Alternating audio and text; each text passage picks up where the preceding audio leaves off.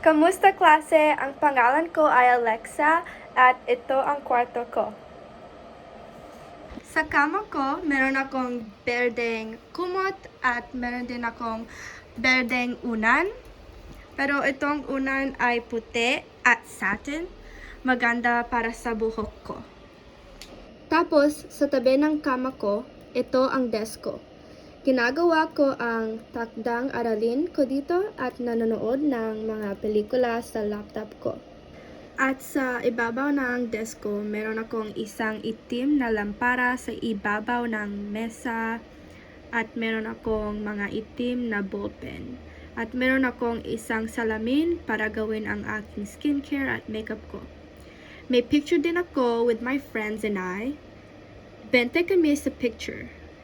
At sa ibabaw ng aking mesa ay meron akong isang basket at sa loob nito ay 2 libro.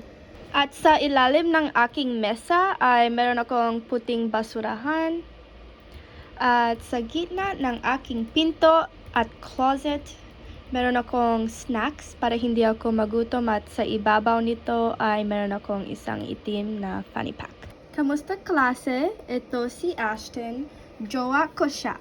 Si Ashton ay 19 na taong gulang.